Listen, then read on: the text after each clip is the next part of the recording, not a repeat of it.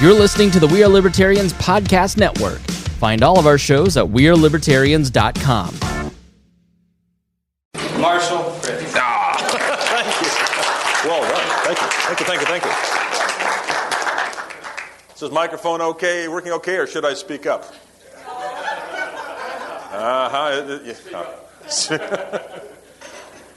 to speak tomorrow too, so I decided please mic me tonight so I don't lose my voice.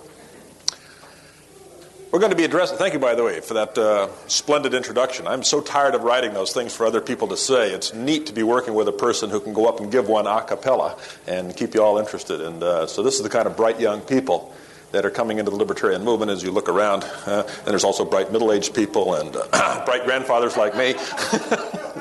I just joined the Grandfathers Club this last year, and yes, I do have pictures, and I'm sure you all will ask to see them, so you'll get that opportunity. I told my wife, I said, now, will you please pick cute pictures so that nobody has to strain themselves to say, "aw." And nobody so far, I haven't seen any problems there. It's really fun to be here. One historical footnote, and then we'll move on. Jim, we seem to be getting a lot of, yeah, thanks. Thank you. This is approximately the 140th time this presentation has been given by me. And very likely it is the last time. I'm going on to some other things and starting the school. This is on videotape. We've shipped 700 or so copies of it, so if you really like it, you can replay it over and over and over. I had to see it once. In fact, I was 7 days in the editing booth trying to piece out parts that looked good and we could piece together and make you all think I just said it. So, and interestingly also, one more data point, this was approximately 10 years ago, plus or minus a month or two, but 10 years ago that I gave the first one of these when I invited, Libertarianism makes so much sense, I'll invite 5 people over to my home and explain it to them one night. And that didn't work at all. So a month later, I invited 5 more over to my house, different people. I wore out a lot of friends and acquaintances there. And every month, I would have anywhere from 1 to 10 people. One time it was 1. And I would I would completely change the presentation, or everything that didn't work last week or month, I would try it again. And it was a couple of years before, like Michelangelo carving David, got rid of the marble that didn't look like him. And there was finally a presentation. So what we're going to do tonight is try to answer 4, or address at least 4 prime questions in about an hour, a little less if we can, and then open it up for questions and have some question and answer. We're going to finish at 7:30. One of the presidential candidates is right behind it, and I see no profit in it for me to ever get in the way of a presidential candidate, so we'll finish right on time. The 4 prime questions, I believe, about libertarianism is, first of all, and this is an introduction to libertarianism, so one would expect us to start with what is it? What are the basic principles? Are these principles that are any good? Are the principles my mom and dad taught me? Are they something else? What is this thing? A second question is, how does it compare to the things I already know? I sort of know this left wing, right wing kind of stuff, liberal and conservative. Where do you guys fit on the political spectrum? The third question is, hey, if these ideas spread around the planet, if this catches on, is this going to be good for me? Or what? Is it going to be good for my friends? Is it going to be good for people in my industry? If I'm canning tomato sauce, is it a good thing for the tomato industry? Is it good for poor people? Is it good for minorities? Is it good for tall people? Is it good for Chinese people? Right? I don't know. But these are the kinds of questions that people would ask as they encounter something that's as new and as big as libertarianism. Is it good for me and my friends? And the fourth question is, hey, you libertarian, can you guys prove this thing is actually going to work and is possible? Where is the evidence? I want to see the evidence.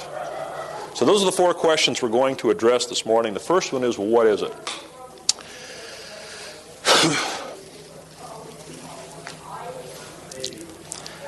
We can answer that question any of a dozen or more ways, in the sense of if we all had blindfolds on and we'd never seen an elephant, and we were to go grope an elephant, it would take us a while to grope the entire elephant, assuming he was sedated, and or with discussion with our friends to resolve just what an elephant is. It's that big. Is it a fan? Is it a pillar? Is it a wall? Is it a water fountain? Kind of a thing. And similarly, libertarianism is quite large, so I'll be defining it more than once in the course of the evening. And each time, as I say, what is it? I'm trying to help you to have that sort of total view of the thing. I've got it. Kind of an attitude. Aha. So one way to define it is it's a combination of the liberty ideas of left and right. Liberals, people on the left, tend to like freedom of expression, freedom of speech. People on the right like freedom of enterprise. And if you combine free speech and free enterprise, you've got something quite old. It's the American ideal, but in a sense also quite new. There's many people that say, don't label me, I'm liberal on some issues and conservative on others. And maybe what they're saying is I haven't heard a label yet that I like. I really don't think labeling is the problem.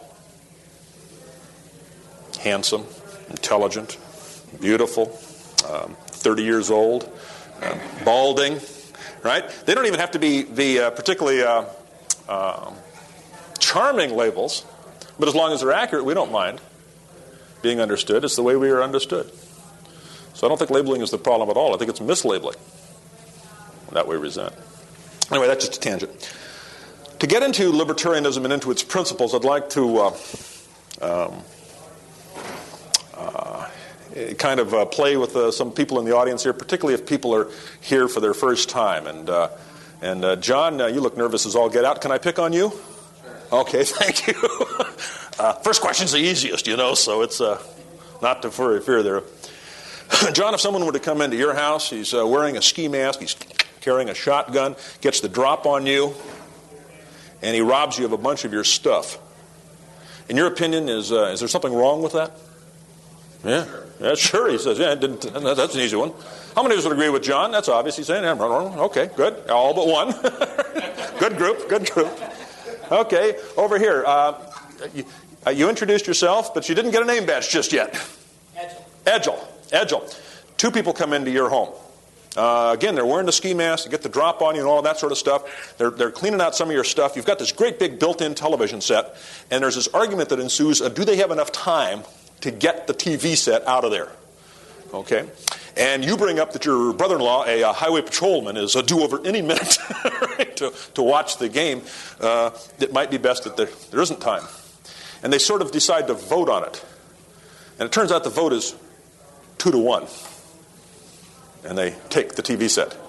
Edgel, does the process of taking your stuff become morally okay if you're allowed to vote on it? If they employ democratic principles and allow you to vote? No. How many of us think that if you get to vote on it, it's okay if people take your stuff? Only if you have a big family. Only if you have a big family. Oh, dear. Let's see here. Martha. 3 of them come into your house. This time they're not even wearing, they're very brazen now. They're not wearing ski masks. They're dressed in suits and all that sort of thing. You can see that they're carrying guns. And they prepared a list of things that they want you to give them, including your Mercedes. But one of them comments, he says, Martha, young, delightful people like you should be in an exercise program. And while we are going to take your Mercedes, we're going to give you this nice Schwinn. And we encourage you to ride to work and ride to play and whatever. And so they leave and all. Is it okay if someone takes your Mercedes as long as you get something, some return on your investment? You got this Schwinn out of it. Is it okay now? Not a good return, but does the morality of their taking your car change because they left you something behind? You got something good out of it. You got the Schwinn. Did the morality of the theft change because you got something? No. How many of us agree with Martha that the morality did not change? Okay, good. One sort of last question, picking out someone. Bill, there you are. Hi. Took off his name badge and everything, but thinking he could trick me. But that's okay. I couldn't read it from this distance anyway. They didn't use the big pen.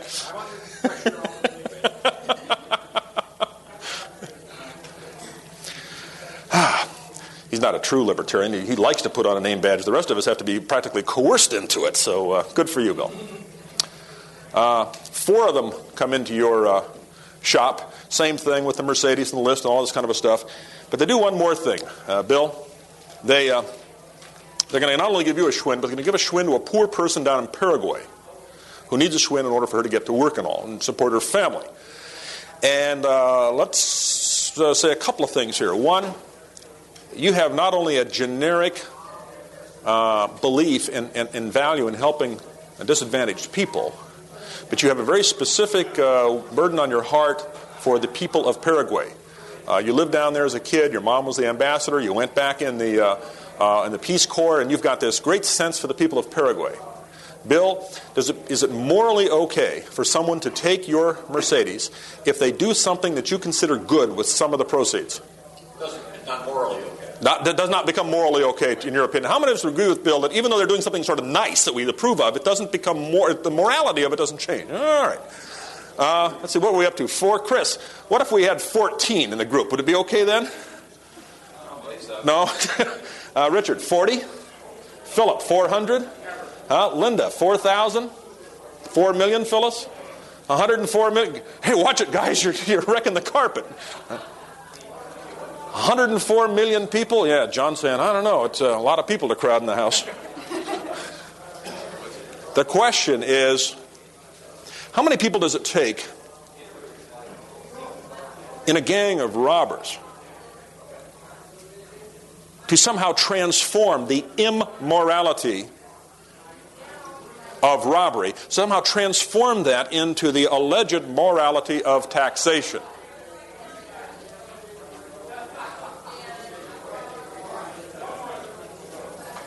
Fairly simple question. I'll repeat it.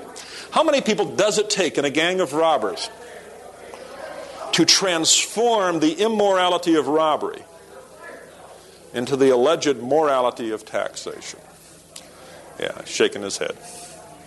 And that's the libertarian sort of answer. Is golly, there isn't sort of an answer. I mean, some guys get cute. Okay, all of the world, kind of a thing. Every person, but which means maybe it wasn't coerced if you wanted to do it yourself. If you just gave somebody your Mercedes, that's not coercion. Libertarians can't seem to find a difference between taxation and other subsets of theft.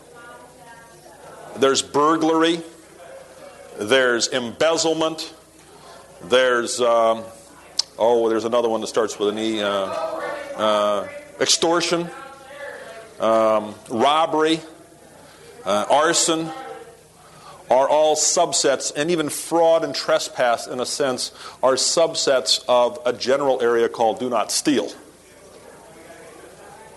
And the libertarian view of things, libertarians are folks that can't see a distinction, even if the theft or the confiscation is performed by a large number of people who claim to be doing good and may be doing some good thing. I mean, I'm not saying the poor person in Paraguay couldn't use the bicycle. Now, lest you think we're tax protesters, there's occasional one now and again. So, and then go to Club Fed and come back out and say, well, it wasn't such a good idea after all. They treated me okay, but it was a year out of my life kind of a thing. Lest you think we're tax protesters, when my son, and I'm sure the same thing would happen to you, if your son were to go to work in an all-night gas station and he asked the question, what do you do, Dad, if a robber comes in? What do you suggest I do? And guess what Dad suggests? You give them the money. You give them the money. You give them respect. Right? You give them, what they're asking for. When they've got the drop on you, they're dangerous. Now, is Dad saying that robbery is moral and good? Huh? Is Dad anyways? No. He's just saying, those folks are dangerous. Don't provoke them. Give them their money. And I think that's the basic libertarian stance towards taxation. Those folks are dangerous. Give them their money. So we're not anti-tax in the sort of different ways that there are to resist. We're not in the tax resistance movement, the vast majority of libertarians. But they carry this opinion that it is an outdated, immoral concept, and in the same sense that we today look back on slavery as a poor employment technique, an immoral employment methodology.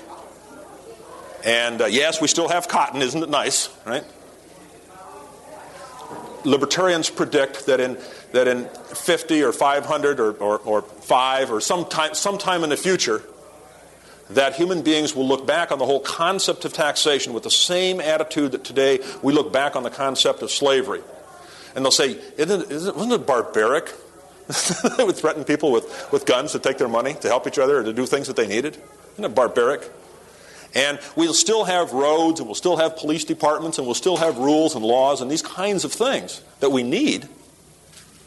It's just that the funding will be not coercively done. And there are people here in this room, I'll bet, who have government-provided garbage collection, and there's people in this room that have private garbage collection. And my garbage gets picked up on Wednesday by a private garbage company. And if I want to, I can switch to Friday service, and there's a different, competitor. We want customers and their phone number right underneath it. It doesn't need to be a monopoly. And garbage collection privatization is a fairly easy one. Some are tougher. But that doesn't mean they can't be done. Not by a long shot. So when we get to the question, what is libertarianism? What is it? I think, hi, Dennis. It's good to see you. What is libertarianism? I think libertarianism is the basic principles that your mom and dad, in all likelihood, taught you. They're the principles that my mom and dad taught me. And that morality does not come from what the group decides. How many of us tell our teenage children, well, you just find out what everybody else is doing and then you do that? Oh, no! That's not the way we decide morality. Right? We say, you Considines, we're different, right? You don't have to do that, right? Everybody's doing... There's some standard that's outside of just all of us kind of guessing as to some majoritarian approach. On a personal note, and then we'll move on. When I was about 11, I jumped off a roof. I thought I was fairly well prepared. I'd put a beach towel around my neck, and I hollered, Superman! I was like, uh-oh. Some other people have used similar preparations. And my father found out because of what happened to my ankle. And he said, why did you jump off the roof? And I said, well, because Denny and Chucky did, right? And my father said, monkey see, monkey do. How many of us have ever heard that expression? Nothing my father ever said to me hurt as much as him somewhat accurately calling me a monkey. I didn't like that a bit. And from then on, I always jumped off first. And let Denny and Chucky explain to their dads why they did it. Yeah. So,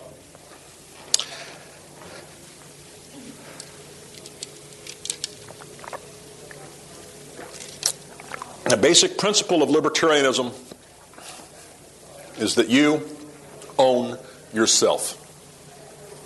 It's an axiom. It's a fundamental sort of thing. The alternative becomes absurd. The axiom, you own yourself, has difficulty, but it doesn't become absurd. The opposite becomes absurd. I own you, you own me, we own him. I'll decide what you wear, you decide who he marries, he decides what I eat. You see what's happening? We go crazy if each of us thinks of the other as, that we can own them in the sense that you can own a parakeet or a lawn mower or something. And then, of course, they reciprocate. It becomes insane. If we really take it to its full extent, we're in fistfights or something within 20 minutes. Now, there are difficulties with the axiom.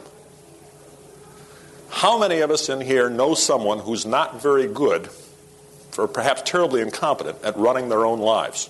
May I see a show of hands? Okay. How many of us are sick and tired of those people trying to run ours? See, the difficulty in the alternate axiom, I own you and you own me, It's not that the bright and nice and wonderful and decent people, like Bill and Chris and Chuck and me and both of you, I don't even know your names, but you just look so nice and decent, right? We're not. Somebody went to Central Casting and said, let's have a couple of decent people in the second row, okay? But see, the problem in that whole alternate axiom is that the decent people don't actually get to be in charge and run the world. It's not the Mother Teresa that says, elect me, elect me. It's the Gary Harts. He can't run his own life, but he can run yours. Right? Yeah. It's the Stalins, the Nixons, the LBJs, the Brezhnevs, the Mao Zedongs, the Idi Amins, the Papa Docs who rise to the top. It's not Tom Dooley, Schweitzer, Mother Teresa. They don't want to get into that stuff because it's corruptive, it's corrosive. Lord Acton said, power tends to corrupt, and absolute power corrupts absolutely. So, what is it? Libertarianism is, in all likelihood, the principles that your mom and dad taught you. It's the principles that the America was founded on. And if the founding fathers were able to come back today and shop around for a political ideology, there's no question as to which one they would select. No question. Question 2. How does libertarianism compare to left and right? I mean, we're all used to this left-right spectrum, aren't we? Although, oddly enough, we never see it with tick marks. Makes you wonder what they're measuring if they don't have tick marks. But we'll put the liberals on the left and conservatives on the right. Everybody comfy so far? Okay.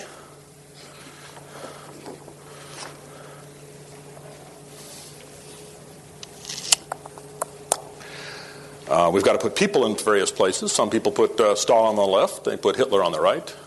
Lisa, if Stalin is on the left and Hitler is on the right, who do you feel closer to? Woo, woo, tilt. All of a sudden, we've got around 5 billion people in the world trying to stand in the same spot in the middle. Well, what good is a spectrum measurer, right, that can't differentiate? There's something basically fishy with this left and right. David Bergler invented this way of debunking, I'm about to say, debunking this left-right spectrum. You're to meet somebody and he's prattling all the time about free speech. Would you think he was a leftist or a rightist? Left? Okay. You meet another person, he talks up all the time about free enterprise. You're going to guess he's on the right or the left? Right. Well, now you meet another person, he's against both those ideas. Where are you going to put him? In the middle. Okay. And now you find somebody else, fourth person walks in and says, hey, I like both those ideas. Where are you going to put him? Huh? In the middle. Right next to the person who doesn't like both ideas. There's something fishy in a 2-point political compass. Right? It ain't got no north and south. We're in the same mapping pickle that we as a human race were in 400, 500, 600 years ago when we thought the earth was flat. And it's fine as long as you're making a map of downtown Madrid or all of Monterey County. But when your concept of the planet starts to include Africa, India, China, North Pole, South Pole, how do you get the thing on a flat? If your model is flatness, how do you get the thing on the map? You're in a pickle, and you need to have a shift in your thinking. You need to go, and not just to a teacup, you need to go all the way to something that's kind of round, a globe, a sphere. And now you can better understand the planet Earth. And we're in the same sort of pickle with this blasted little simplistic 2-point political spectrum of left and right. A metaphor hung over for 200 years. Actually, this year, I would guess, or last year, was the 200th anniversary of the use of this metaphor. How many of us know where the metaphor even comes from? Show of hands. France. That's right. After the French Revolution, You had the monarchists who wanted to restore the monarchy, and you had the Republicans who say, hooray for the Republic, and they would have sword fights in Congress. And that looks bad to the people. I mean, how are you going to these politicians are killing each other in Congress all the time, and looks stupid, right? Bad PR. So somebody thought, hey, I got an idea. Let's put all the monarchists, say, over here on the right, and we'll put the Republicans over here on the left, and we'll let a police march up and down the middle, gendarmes, and then we won't be killing each other so much in Congress. And yeah, that's a good idea. That's the way they did it. And now and now let's hear from the left. this profound system that political scientists and journalists use all the time. Right? It's just nothing more than an outdated 200-year-old overly simplified metaphor. And what we need is really a 4-point political spectrum. I'd like to propose, if we can get it right side up,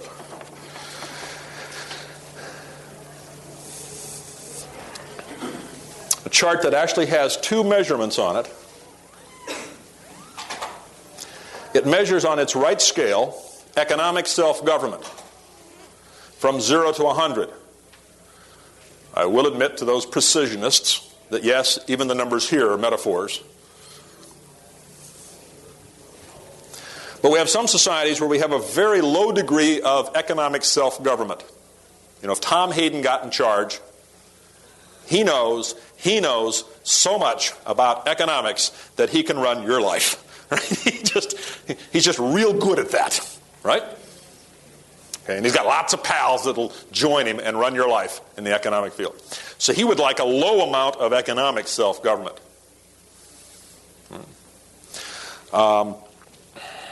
Milton Friedman,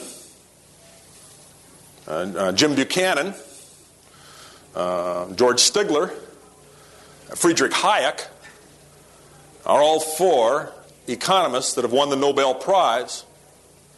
And they're all very bright chaps. But none of them thinks he knows enough to run your life economically. And if they were sort of in charge, and the power hadn't had too long to corrupt them yet, because they'd go just like anybody else. But in the beginning, they would very much prefer a high degree of economic self-government. They'd be out here somewhere in the 80 or 90 or 100%. Likewise, and this clever division, by the way, of human nature was devised by David Nolan, a political science major, a graduate of MIT about 20 years ago. And on the left, what we have is human actions that are not measured in monetary terms. On the right, we're measuring economics. On the left, we're measuring personal matters. It would be ludicrous to say, could you give me a $100 poem, please? All right? Would you give me about $50 of Hail Marys? Right? I need about a $2,000 friendship. Right? Our relationship to God, to each other, the way we express ourselves, we don't quantify that way, do we? We can quantify time in dollars sometimes. I'll pay you $2,000 to go downstairs and wash my car. Yeah? Oh, never mind. He did it. He said he'd do it for $1,000. I could wash your car. We can measure some things in dollars, but other things we don't. They just don't make any sense. Now, using these two, what we have is a whole field of people over here called left liberals that tend to like a high degree of self-government in the expression area, this free speech, but sort of low in the economic area. Juxtaposed to them on the right are the conservatives who like, in America, a high degree of economic self-government, but a low degree of personal self-government. Jesse Helms would be glad to type up a list of things that he considers naughty and that you shouldn't do. Would like you to, he'd like to enforce community standards in this neighborhood. We don't look at pictures, books with pictures in them like that in this neighborhood. So, Conservatives like economic self-government, but not personal self-government. The third person to walk in the room, the authoritarian, the Marxist, the fascist, the mercantilist, the just general purpose, I can tell you what to do, my gun's bigger than yours is kind of dictator, agrees with the left. People shouldn't be allowed to run their lives economically. And he agrees with the right. People shouldn't be allowed to run their lives personally. The group, or me and my buddies is probably a more accurate term, should be making all of those decisions. There's the great mugwumps, the people in the center. But interestingly, the flip side, the people who agree with the left in terms of free speech and agree with the right in terms of free enterprise are up here. And that's where a Milton Friedman, for instance, is, or a Buchanan or a Stigler or a Hayek. Because they believe both in free enterprise and in free speech, freedom of personal affairs. When Buchanan was awarded the Nobel Prize, he was asked, how does it feel as a conservative to receive the Nobel Prize? He said, conservative? I'm not a conservative, I'm a libertarian. Yeah. Oh, well, then we'll write about something else, I guess.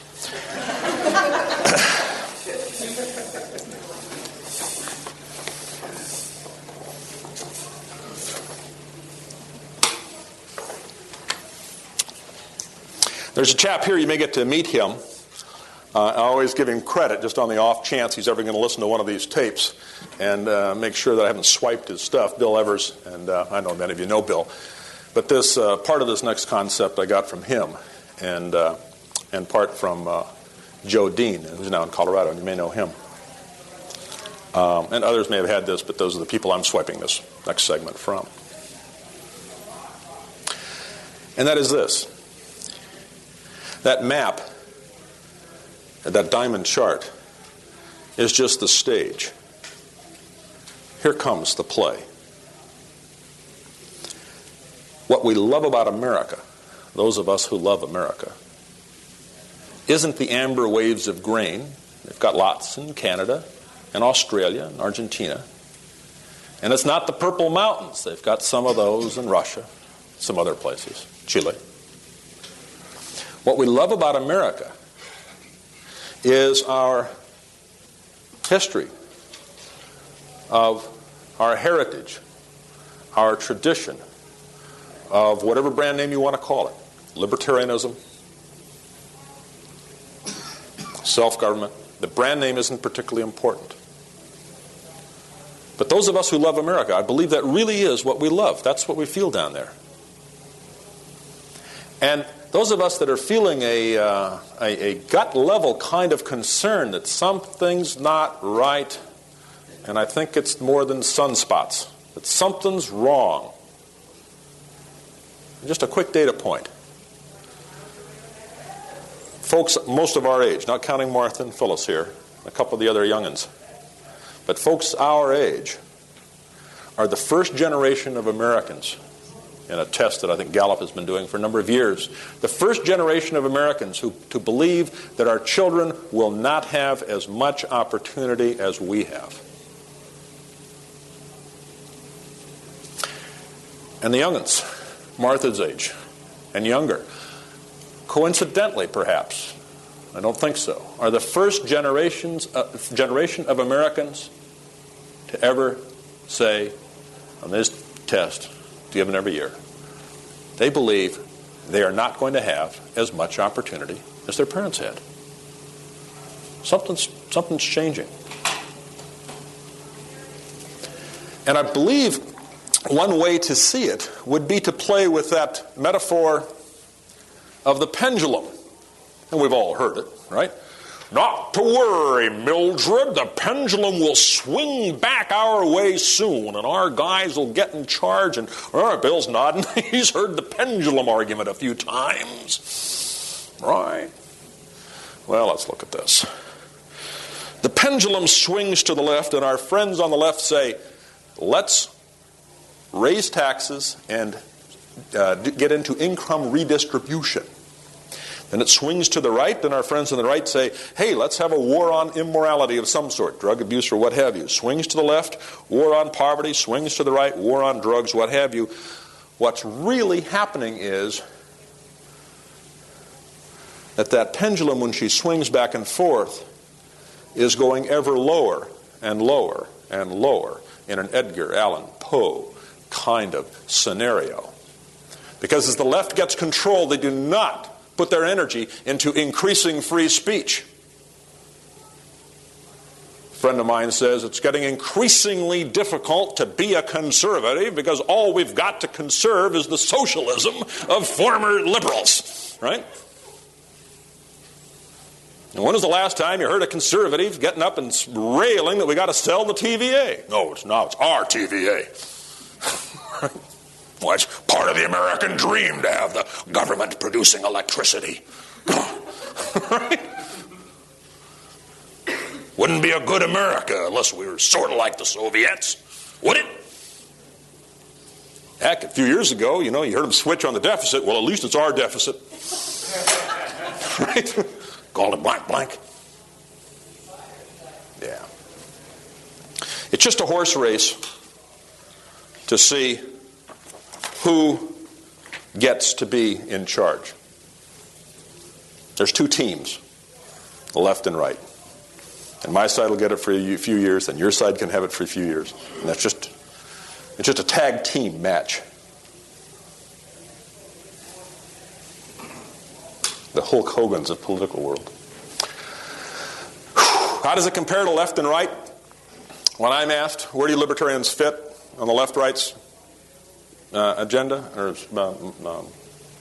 spectrum, I say we don't. We're above the line. And the Marxists aren't really on the left, they're below the line. The fascists aren't really on the right, they're below the line. Marx and Hitler, Stalin, the whole ilk are just kissing cousins right down there. There's no real difference in what they were going to do to you once they get their hand on you.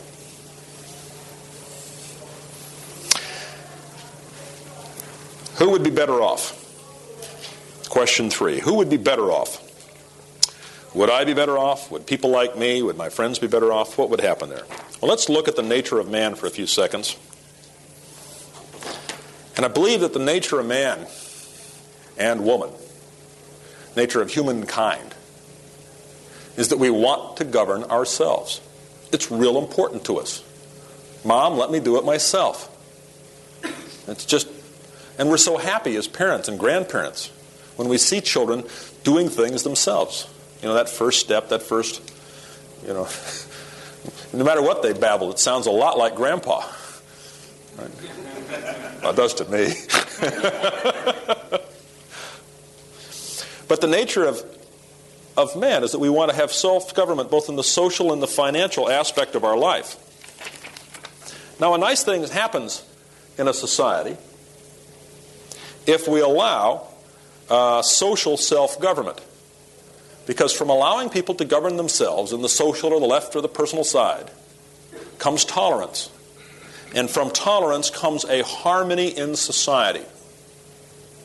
When I tolerate you being a Protestant, when you tolerate me being a Catholic, when most of you tolerate me being a Christian, and I tolerate you being an atheist. Excuse me, I got my audiences all goofed up there for a few seconds, right? And we say, well, the Inquisition wasn't such a good idea. We'll have to try something else. And that didn't work out. When we get rid of that kind of nonsense, we can build a harmony in society. And we can live next door to each other and not have to have a replay of the 30 Years' War. Similarly, if we allow people financial self-government, if we allow them to own their farms, for instance, what we see is that they become personally responsible for their productivity, and then we see an abundance. I think we'll be hearing from Mr. Chen tomorrow afternoon and his remarks on what's happening in China. But when people have personal responsibility, they tend to be productive. Just a quick story on an early communal living attempt. When a group of people in Europe wanted to come to America, they needed a boat. This was quite some time ago. There were some social dreamers in England that said, we'll pay for the boat, but you have to agree to a compact where there is a common storehouse. And everything you produce goes into the common storehouse. And then each draws according to their needs. But we social dreamers have this plan, and these wealthy folks bought the boat. These folks schlepped all across the sea, came to America. And the first year, half of them died. The second year, half again died. The third year, the leader, Governor Bradford, said, enough of this social compact idea. Everybody's going to have his own corn crib, his own barn, and what you grow this year goes into your barn, and you get to eat it next winter. Because if we keep dying halvesies like this, this isn't good. And that fall, they celebrated a bountiful year. Because the prior 2 years, you see, well, I feel it on my heart that I should pray today, and I don't really want to go into the fields and work. Or my child needs me, I'm not going to go into the fields and work. So there just wasn't much work done. But when it was personal responsibility, then all of a sudden, there was a bounty, and they celebrated that fall. Does anybody know what that was called? Thanksgiving. Thanksgiving, that's right. We've just been talking about the Pilgrims and the Mayflower Compact. An early attempt at communal living that they figured out in 2 years. It's taken the Ruskies 73 years. You figure out this communal stuff doesn't work out all that well. If it's a family or something as intensive as the Franciscans, you can accomplish it, but that's in very small groups that voluntarily want to stay with each other. It's not compulsory. What happens if you have both left and right? What you have is enough to eat and nobody shooting at you trying to take it away.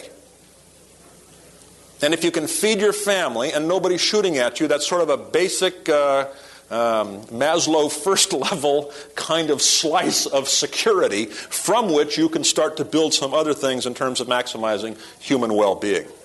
But you got to have them both. You can't go halvesies on this thing.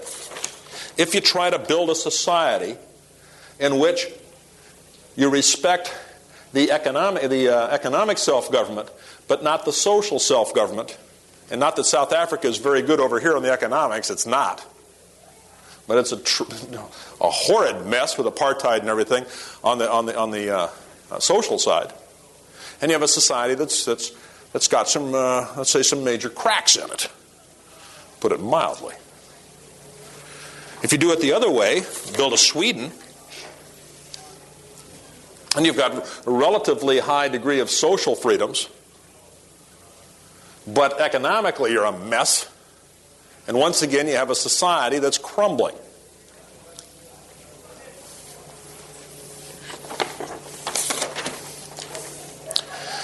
If you so much ignore the nature of government that you allow self-government on neither right or left, if you build a Soviet Union, you quickly have a rubble. And I used to give this presentation long before the Eastern Europe kind of a thing. And we used to draw comparisons, and still can, I guess, between an East Berlin, West Berlin. That's going into the memory hole now, and we won't have that same vivid play of the Berlin Wall in a few more years.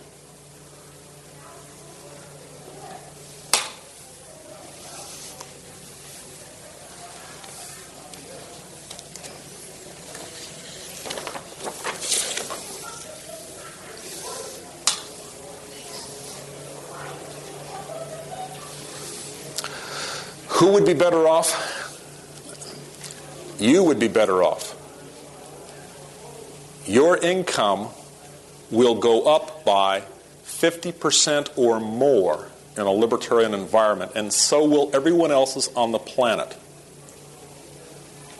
even as libertarianism spreads to their area. I'll show that in a few seconds. And that's before you start the 4% compounding annually of the increase in productivity that happens above even the increase in population. And what you have is the capacity in a society like Ethiopia or Haiti or India, Pakistan, where I used to live, Bangladesh.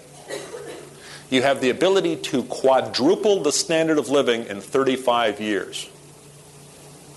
That's how productive people can be if you remove the shackles. They can grow the food, they can feed themselves if you remove the shackles.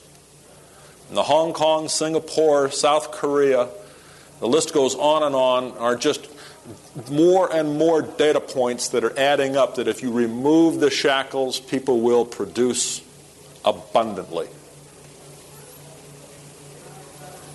So that's what's in it for you.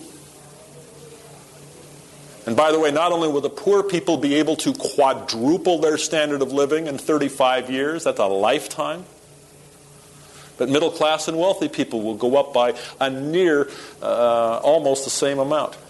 Perhaps they may go up by 2 to 3 times in 35 years. So that's the kind of potential. I'd like to show you just a little bit of arithmetic here. Those of you who hate arithmetic can take a short snooze.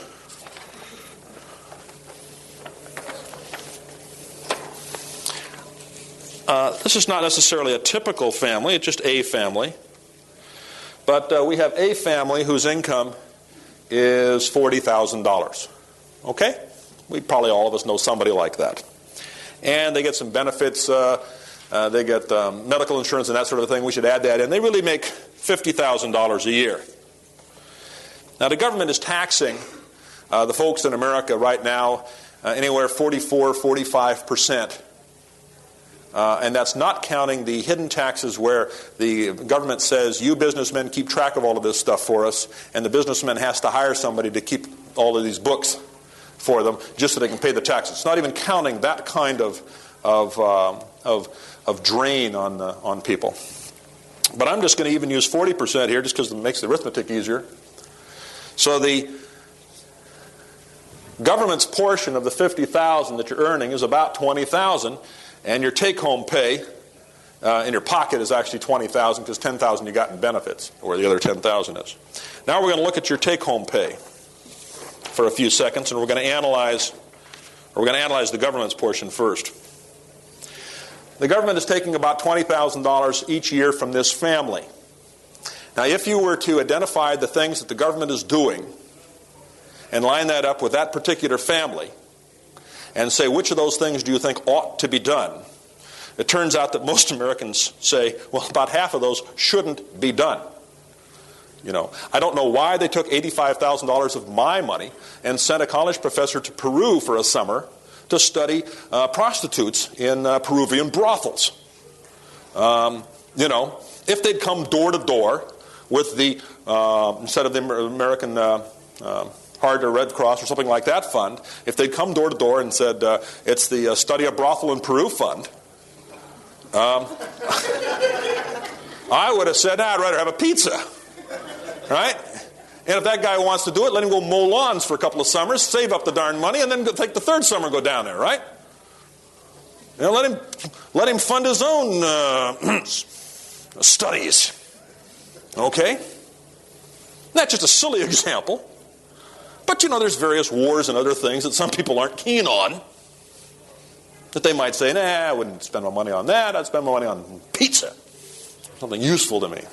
So you take a list. Any average American come up with about 50%. He'd say, that's stupid. I wouldn't spend my money on that if, I had my chance. Druthers on it. So you can stick into your pocket $10,000 right away. Because if this is all privatized, you wouldn't be spending your money on that stupid stuff. You'd have the $10,000 left. You're earning it, and if you wouldn't spend it, you'd have it. Well, now let's look at the other $10,000 that's being spent on things. Hey, I want a court system. I want roads. There's a lot of things. I want I want parks. I want that kind of preservation. There's lots of things I want. Certainly want schools, and I'd like to have education. Right? Oh, yeah. That'd be really nifty. So there's lots of things that I want there. About half of that money they're spending on things that I would actually like. Now, it turns out that when things like that are done privately, they cost about half as much as when the government does them. And the ratio changes. If the government's had it for a long time, like the post office, probably could be done for about a third that much. But most things you can figure at least a half you can cut out just if you let private people do it for a profit motive. Which means that if we privatize the stuff that you do want done, Phil, you'd save another $5,000 each year if you were a $40,000 a year guy. Quadruple that in some cases. Okay. So you get back in pocket one, $5,000. Pocket two, $5,000. You can add that up. Turns out to $15,000 a year for this family. That comes to a $1,200 a month increase. That works out to around $300 a week. Now, what would you do, Martha, with an extra $300 a week? Well, I'd bury it. I sure wouldn't want to spend it. Right? How many of us, if we had another $300 a week, would put it into either vacation, studies, healthcare, investments, vacation homes, hobbies, generosities, home improvement, or something else? Show a hand. But we wouldn't burn it. We wouldn't destroy it. All right, got a typical American group that could handle another $300 a week. The reason I make that funny point is, one of the things they love to talk about is how they're helping the economy. We're helping the economy. Look, we're hiring. Look at the number of jobs we're creating, right? As if, oh yeah, that's good. Because if the people had all that money themselves, they certainly wouldn't spend it. You know? Wouldn't create any jobs over there. Boy, I'm sure glad the government's creating jobs. Whew, how many are you creating there? Well, almost as many as we're taking away. Turns out. Yeah. I know my wife would get into the home improvements part. Who would be better off? You would be. The person sitting next to you would be. Your children would be. Your mom and dad would be. Poor folks would be. Rich folks would be better off. If you got so darn much envy corroding your soul that you can't stand for rich folks to be better off. Don't laugh, there are people that way.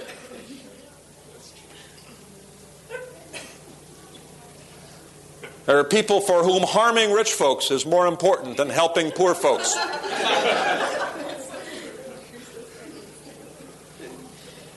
Wisconsin has a law on the books, it's spreading, other states are getting it, that no county or school district in Wisconsin can tax itself higher than 20% higher than the average, because that means you would be spending more on schools than the average, and we wouldn't want that. Right? If a little, not that I want tax-supported schools, but here you've got envy, on the books. If your little school district wants to tax itself and spend $10,000 on schools, and the average in Wisconsin is $6,000, you can't do it even if it's a 100% unanimous vote in your town. Oh, that would be naughty, because you'd be spending more on your kids and than the other kids, and that wouldn't be fair. It's true in California right now. Well, it's true from a different standpoint because of the way the funding is done in California. They did it. I never thought of that before. You're right. They're rascals. They snookered me. We're all snookered, ladies and gentlemen.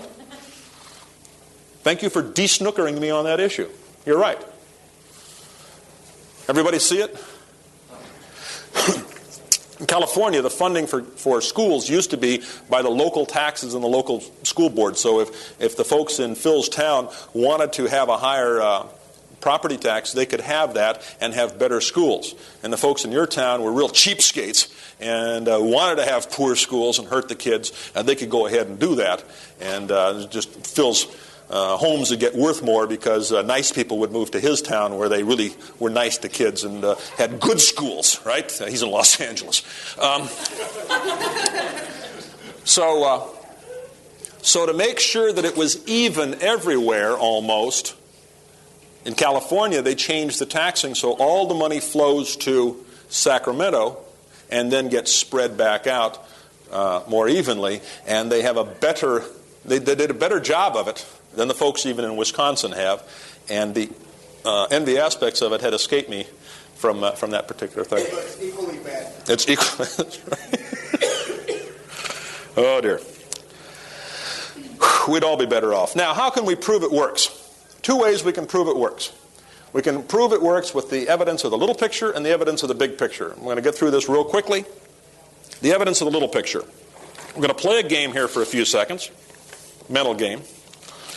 We're going to write the names of everything that you like, that you use, on 3x5 cards. So, eyeglasses, blouse, belt, necktie, haircut, what do you call them, sweatpants, chairs, Jack Daniels, pardon?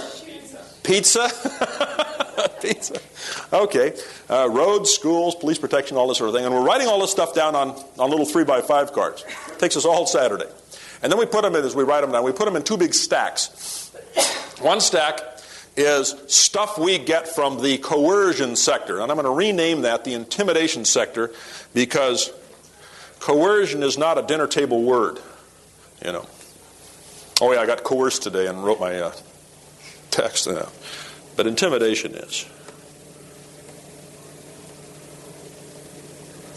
And then the persuasion sector and the intimidation sector is made up of those people who sell you their goods and services through intimidation.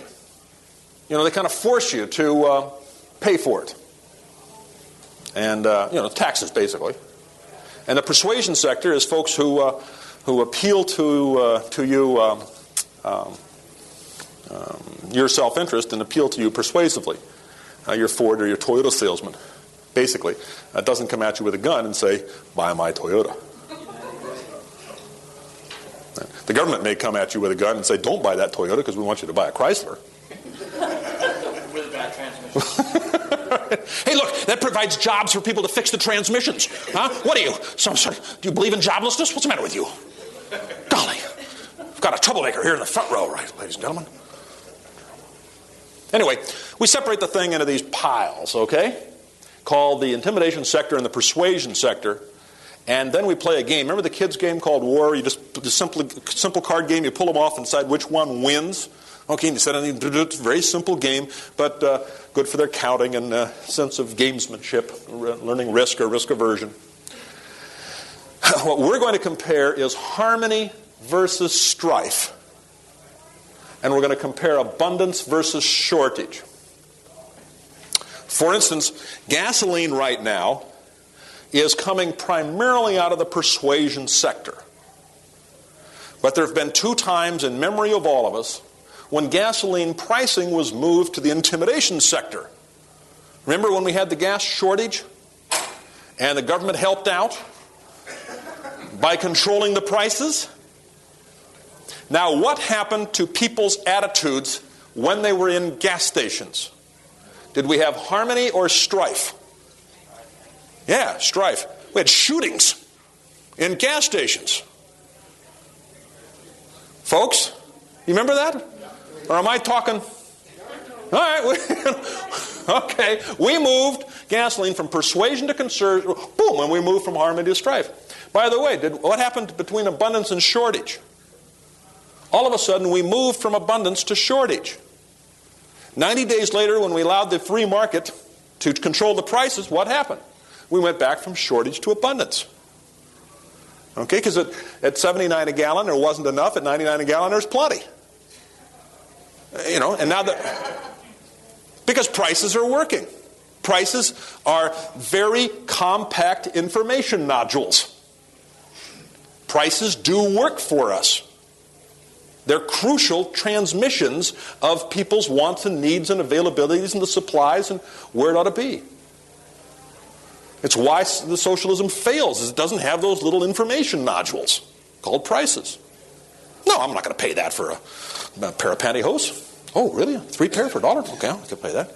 But see, that little pricing nodule is information to you. Now we're going to play a game. I go over here, blindfolded. You could actually come up and blindfold me if you want to. And I pull off 2 at random. We've already shuffled them. And then I look at the 2 cards. Ha! Same ones as last week. What do you know? Human blood plasma and the post office. And we'll just talk for a couple of seconds about them. Human blood plasma, or whole blood in America is pretty much in the persuasion sector. There is nobody in jail for failure to pay his blood tax. There is no give a pint or go to jail. It's all given voluntarily. Either by nice people. How many of us are nice people and have given blood? May I see a show of hands for all the nice people? Okay, and I know there's other nice people. You just had diseases that don't allow you to, right? And some people sell their blood, right? Yeah, college or whatever, poor, what have you. And but they went in of their own persuasion. And how much blood do we have in America? Oh, about this much. How much do we need? Oh, about this much. Right? And then what happens? Well, there's a big problem somewhere. There's a flood or a fire. There's a catastrophe somehow, and the need for blood shoots up. What happens that week? What happens that week? The supply of blood shoots up. People respond. Completely voluntary. And then after a couple, 3 weeks, the need for the blood starts coming down. What happens then? The supply comes down. You never read about a blood glut.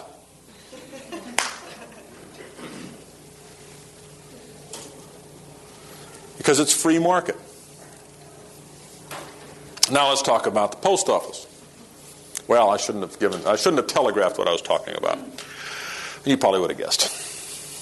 There's a girl, I think she was about 11 or 12 years old, middle school anyway, in Cortland, New York. And they were given an assignment to interview some businessmen. And there's a way to get them out in the community and do some interviews. Okay, so this girl decides that she lets it go to the last minute. This thing is due, before Christmas vacation. She lets it go to the last minute. Finally, she goes out and interviews two people, a Kmart manager and a postmaster. And the first one, I'm not going to tell you which one she interviewed first. You're going to have to guess. Okay, so listen carefully.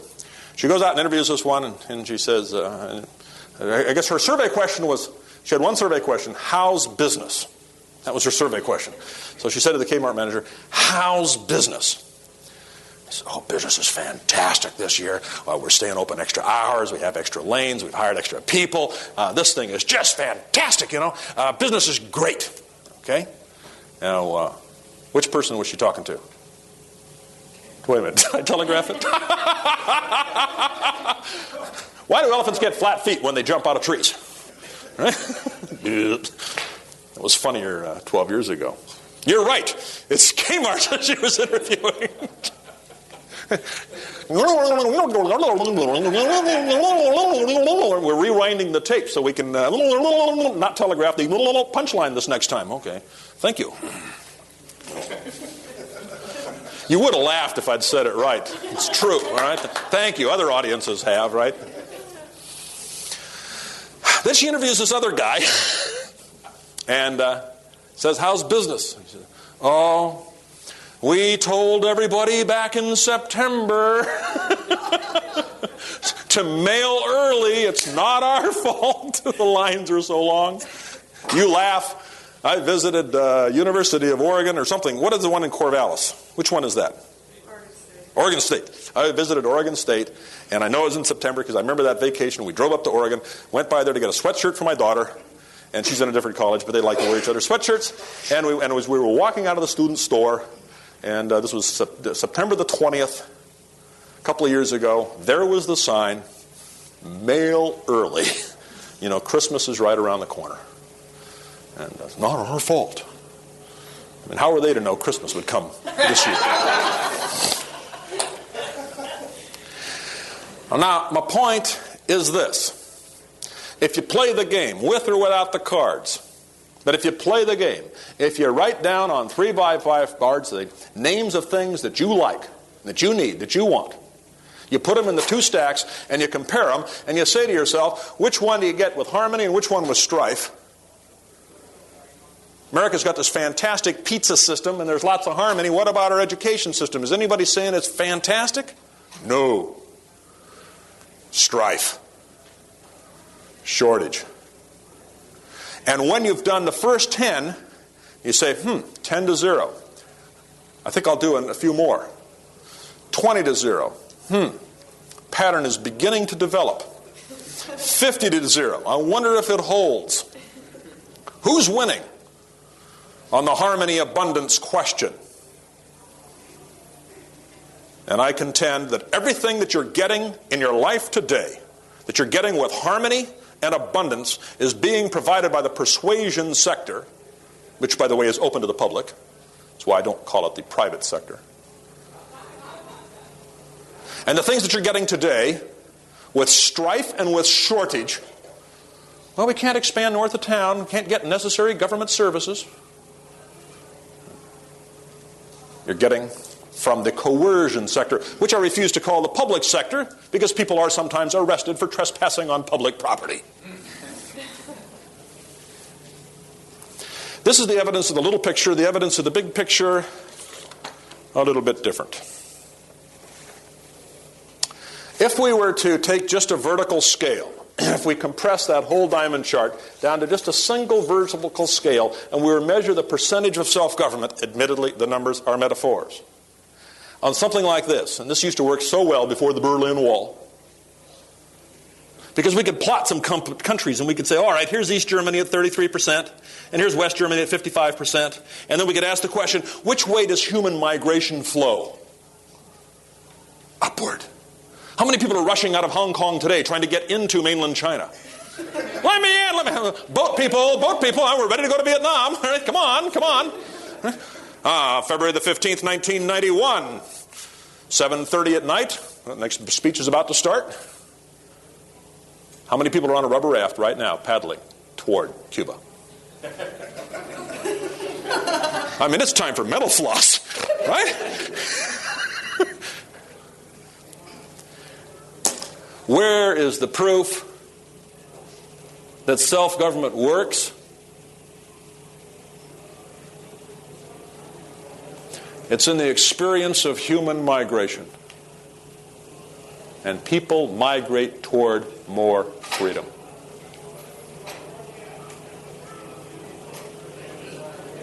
Ladies and gentlemen, thank you very much for your kind attention.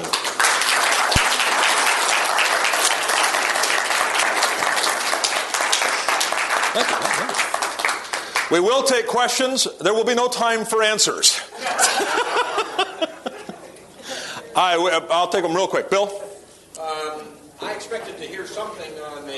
when I joined officially the Libertarian Party, I had to sign a pledge. Yep. That I was opposed to the use of force the instigation of force right. to solve political and social right. problems. And I have heard nothing tonight about that. I kind of expected something. As I say, there's 101 ways or 1,001 ways to define libertarianism. And I, too, have signed the pledge. How many of us have signed the pledge? May I see a show of hands? Okay. And it's just a different way of describing it, but in a perfectly wonderful way. Someday I hope there's a book of one-liners on describing libertarianism. So I didn't mean to leave something out in that. You had a quick question, Martha? No. It was a long one. All right. Yes, sir.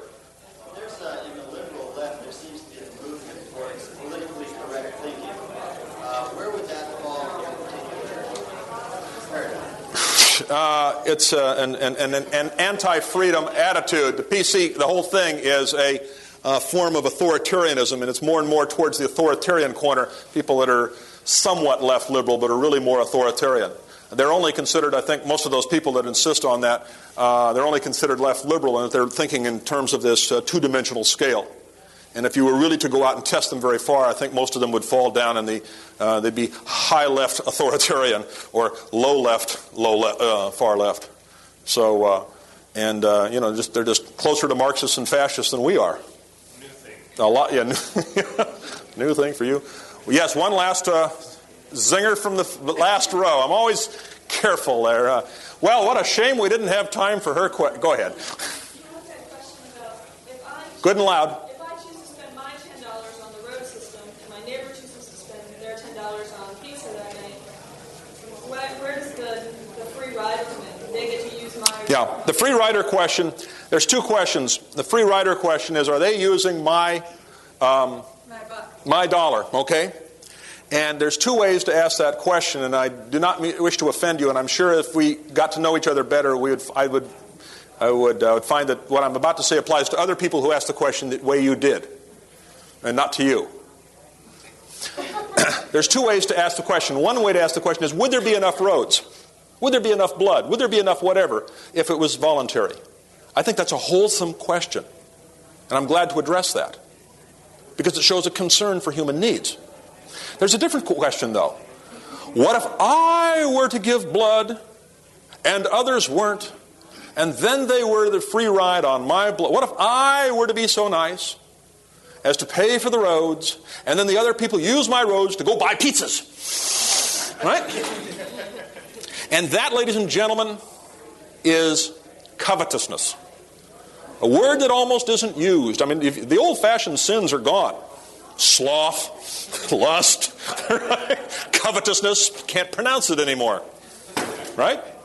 The new sins are poverty, injustice, greed, these kinds of things. So I'm afraid that if you study your motives there, you may find that the motive is covetousness. You want that $10, and you don't want them using your road. And I do not mean to offend. Thank you very much. Take it away, Patrick.